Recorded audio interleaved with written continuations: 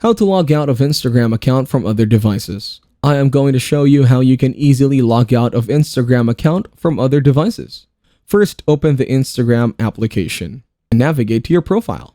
Next, tap on the three horizontal lines located in the top right corner. Here, tap on Settings and Privacy. Now select Account Center. Tap on Password and Security. Then, tap on Change Password and select the account for which you want to make changes. Changing your Instagram password will automatically log you out of your account from other devices. Enter your current password, then enter the new password. Retype your password.